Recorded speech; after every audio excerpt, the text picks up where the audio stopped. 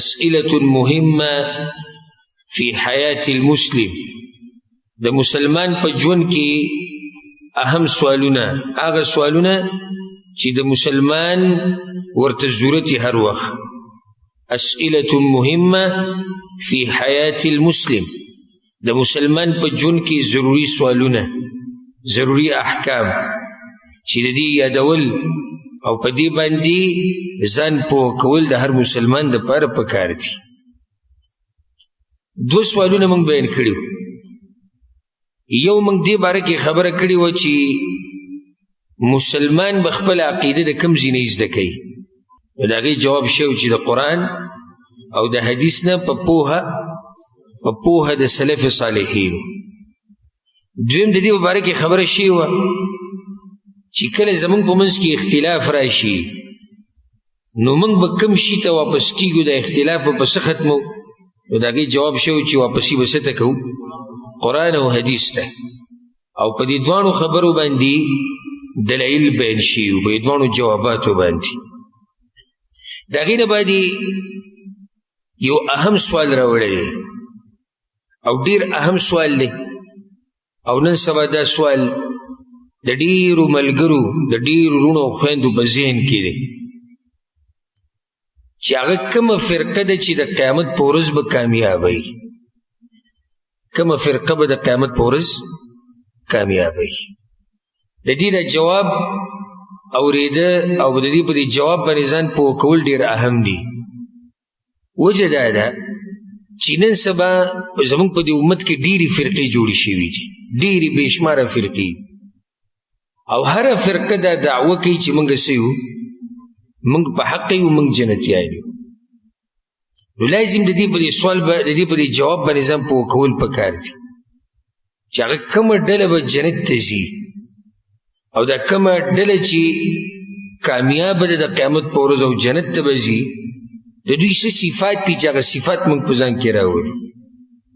نو جواب یې داسې ورکړی دی، وی پیغمبر صلی الله علیه وسلم دا خبره کړې ده وتفترق امتی علی 73 مله، زما په امت کې به 83 فرقې پیدا کیږي.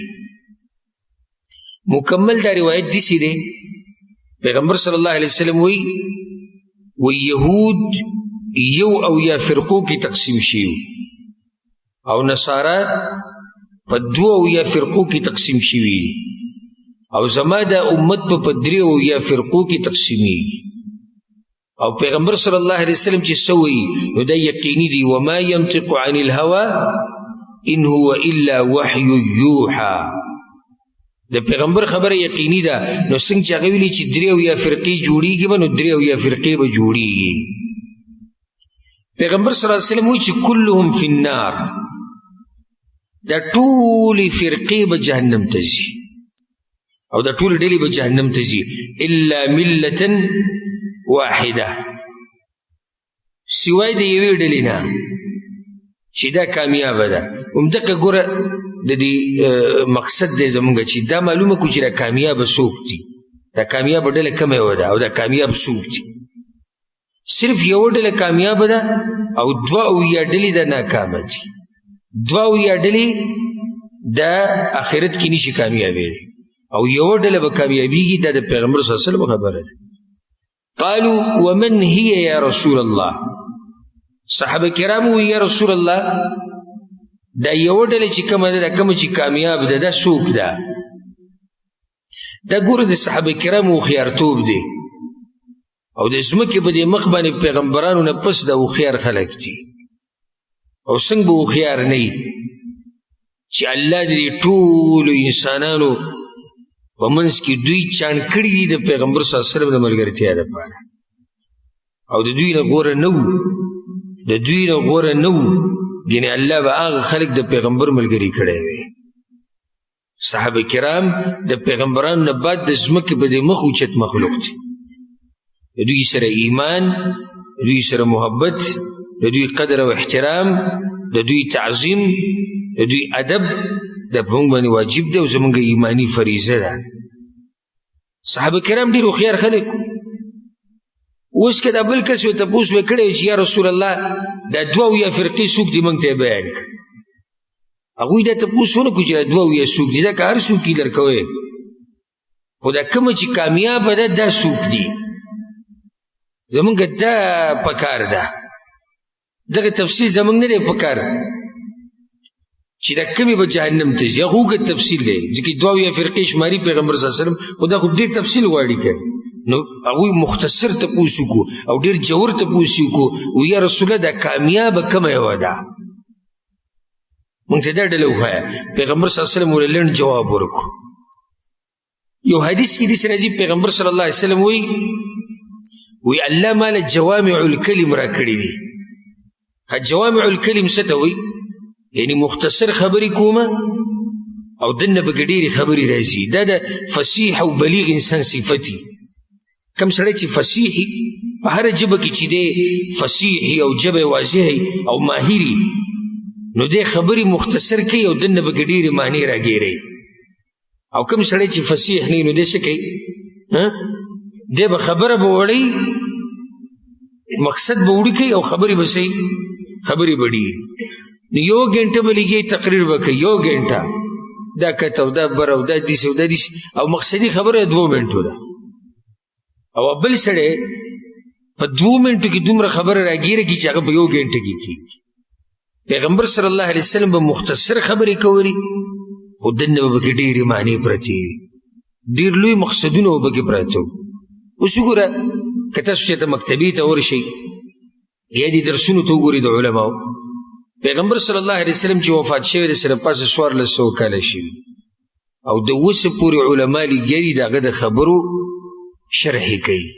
د هغه د خبرو وضاحتونه کوي مختصر خبرې دي خو د اوسه پورې شرحې کېږي د اوسه پورې وضاحتونه کېږي او دا به د قیامت پورې کېږي داسې بلیغ او فصیح انسان نو هغه مختصر جواب ورکړو دا مختصر جواب په خپل زړه باندې ولیک که تاسو کې هر څوک دا معلومول غواړي چې کامیابه ډله کومه یوه ده نومونو ته مه ګوره او شکلونو ته مه ګوره او قوم ته وطن ته مه ګوره چې دا ډله په کوم ملک کې ده او په کوم ملک کې نه ده شکل یې څنګه ده او رنګ یې څنګه ده او خلک ډېر ده او که خلک لږ دي نه صرف دې ته وګوره پیغمبر صلی الله علیه وسلم وایي ما انا علیه واصحابي کامیابه ډله هغه ده چې زما په لار رواني او د صحابه کرامو په لار رواني بس مختصر جواب دی بالکل مختصر جواب ما انا علیه واصحابي چې زه پېما او صحابه کرام پې دي چې څوک زموږ په نقش قدم رواني دا سړی به جنت ته شي او دا سړی په هغه ډله کې دی چې کامیابه ډله ده دا کامیابه ډله د دوی مشهور نوم یو دا دی اهل سنت والجماعت ورته ویلی کېږي اگر که زموږ په ملک کې دا نوم د قبر پرستو په قبضه اچولې ده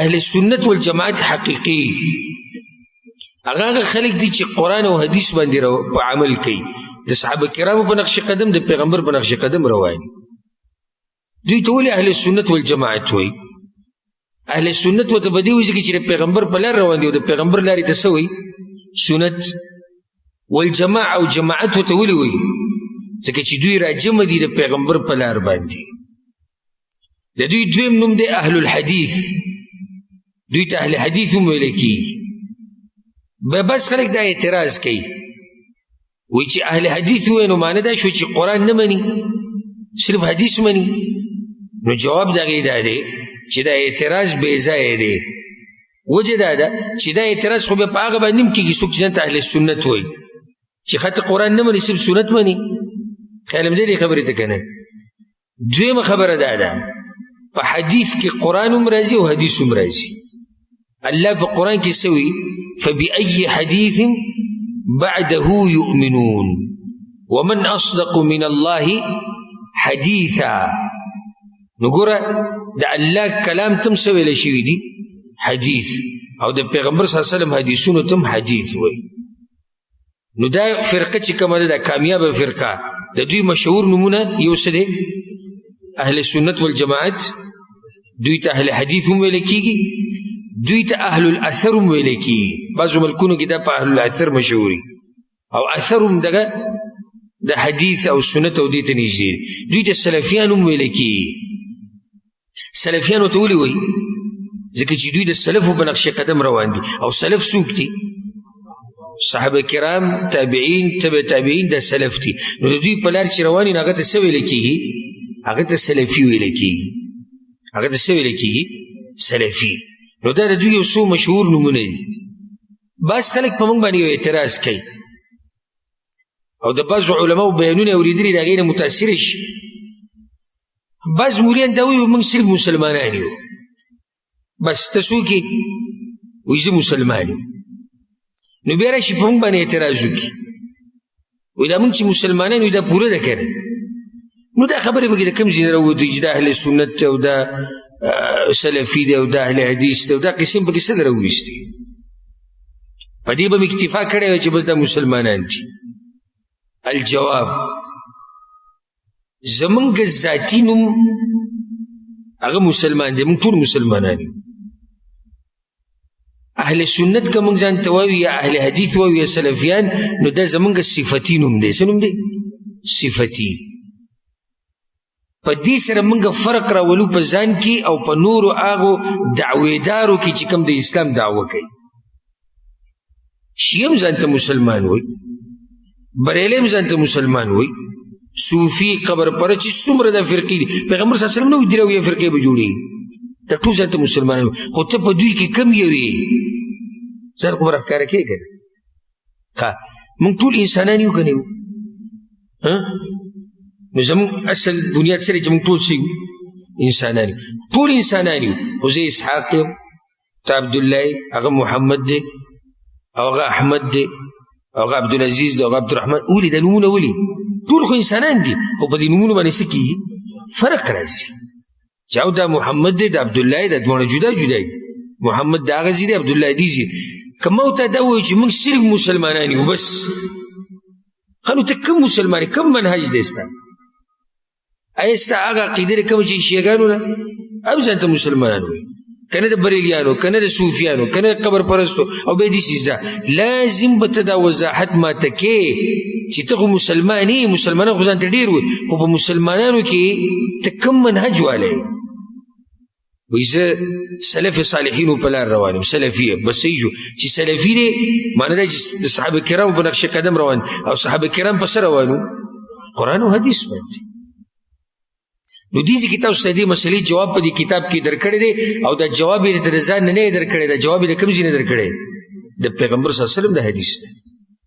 عوام راشي زمونږ نه دا تپوس کوي، وایي زه به څنګه معلوموم چې دا فرقه په حقه ده که نه ده؟ ته د دې فرقې تګلارې ته وګوره، ته د دې فرقې طریقې ته وګوره، منهج ته وګوره.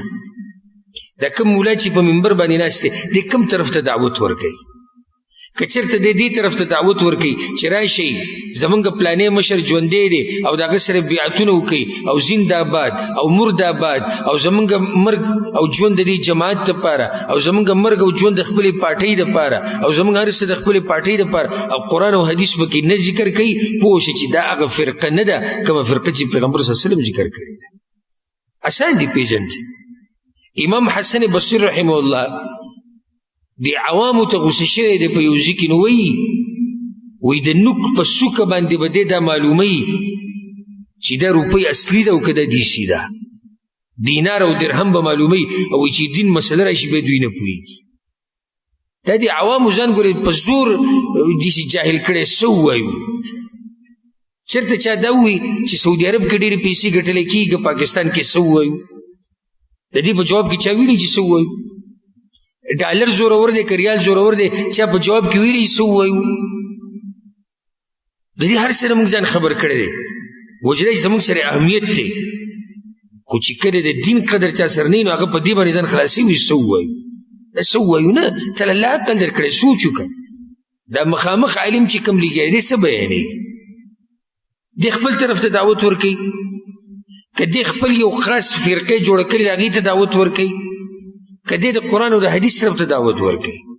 چې کله تا دا معلومه کړه چې او دا عالم قرآن او حدیث طرف ته دعوت ورکوي، د صحابه کرامو لارې ته دعوت ورکوي، پوه شي چې دا عالم په حقه باندې دی.